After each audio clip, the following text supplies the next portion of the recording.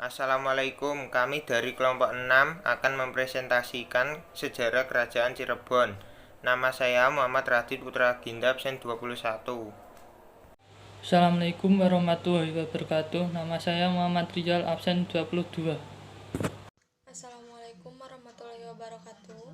Perkenalkan, nama saya Reva Febia Auria, absen 23. Assalamualaikum warahmatullahi wabarakatuh. Perkenalkan, nama saya Rizky Widya Eka Cahani, absen 24. Menurut Sulendra Diningrat yang mendasarkan pada naskah Babat Tanah Sunda dan Aja pada naskah cerita Purwaka Caruban Nagari, Cirebon pada awalnya adalah sebuah duku kecil yang dibangun oleh Ki Gedeng Tapa yang kelama-kelamaan berkembang menjadi sebuah desa yang ramai dan diberi nama Caruban. Bahasa Sunda campuran, karena di sana bercampur para pedagang dari berbagai macam suku bangsa, agama, bahasa, adat istiadat, dan mata pencarian yang berbeda-beda untuk bertempat tinggal atau berdagang. Menurut kitab cerita Purwaka Caruban Nagari, Islamisasi di Cirebon dilakukan oleh Syarif Hidayatullah. Dalam perkembangannya, Syarif Hidayatullah mendirikan keraton di Pakumwati. Keraton Pakumwati inilah yang kemudian menjadi cikal bakal kerajaan Cirebon. Letak geografis Kerajaan Cirebon. Cirebon merupakan salah satu pelabuhan terkenal sejak masa Kerajaan Demak. Letaknya berada di pesisir utara Jawa. Cirebon berbatasan langsung dengan Laut Jawa di sebelah utara.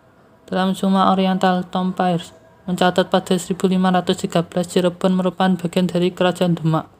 Cirebon merupakan salah satu pelabuhan dagang yang cukup ramai di Pulau Jawa setelah Pelabuhan Banten. Kerajaan Islam Cirebon berdiri pada awal abad ke-16 Masehi dan juga sebagai kerajaan Islam pertama di Jawa Barat. Kerajaan Cirebon ini didirikan oleh Sunan Gunung Jati atau Raden Syarif Hidayat. Kehidupan politik. 1. Pangeran Cakrabuana.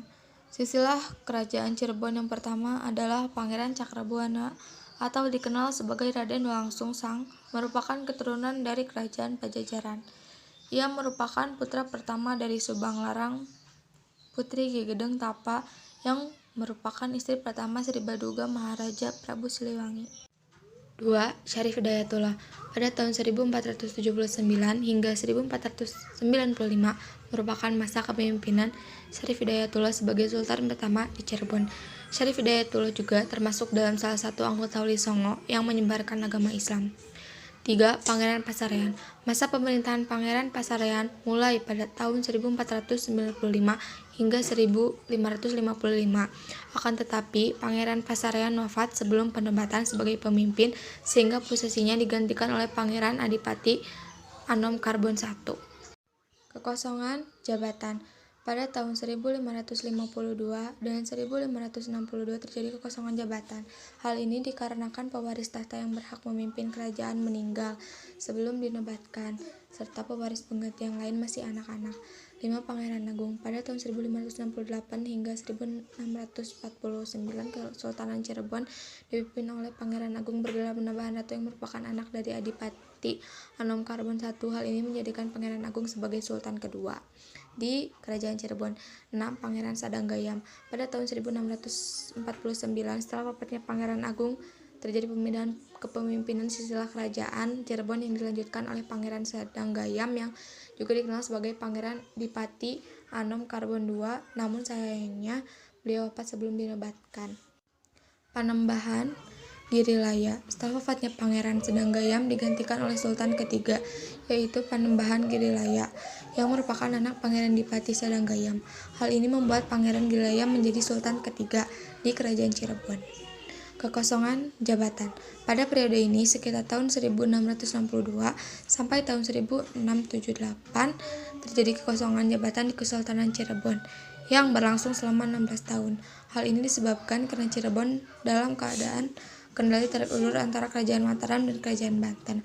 Pada tahun 1678 terjadi perpecahan wilayah di Kesultanan Cirebon menjadi dua daerah yaitu Kerajaan Kasepuhan dan Kanoman. Runtuhnya Kerajaan Cirebon. Pada akhir abad ke-7, Kerajaan Cirebon mengalami kemunduran akibat berkembangnya kekuasaan VOC. Pada 7 Januari 1681, VOC memaksa Kerajaan Cirebon menandatangani sebuah perjanjian. Melalui perjanjian tersebut, VOC berhasil menguasai komoditas perdagangan utama Kerajaan Cirebon, seperti lada, beras, kayu, dan gula. Penandatanganan perjanjian tersebut dilakukan oleh VOC, Sultan Sepuh I, Sultan Anom, dan Pangeran Tohpati. Sejak 1697, wilayah Keraton Kasepuhan dan Keraton Kanoman terbagi menjadi Kecirebonan dan Keprabonan. Kehidupan ekonomi. Kerajaan Cirebon memusatkan aktivitas ekonominya di bidang perdagangan. Pelabuhan dagang Kerajaan Cirebon ramai dikunjungi pedagang-pedagang Persia dan Tiongkok. Melalui kontak dagang dengan bangsa lain, masyarakat Cirebon mengenal barang-barang ekspor bernilai tinggi. Komoditas utama masyarakat Cirebon antara lain lada, beras, kayu, dan gula. Kehidupan sosial budaya. Dalam perkembangannya, Kerajaan Cirebon menjadi salah satu pusat penyebaran agama Islam di Pulau Jawa. Kondisi tersebut dibuktikan dengan berkembangnya ajaran tasawuf dan tarekat-tarekat Islam seperti Kubrawiyah, Qadariyah, Sattariyah, dan Tijaniyah di wilayah Cirebon. Karya sastra juga mengalami perkembangan pesat di Cirebon. Karya sastra yang muncul pada masa ini antara lain Babat Cirebon, Carita Purwaka Caruban Nagari, dan Pepagem Cirebon.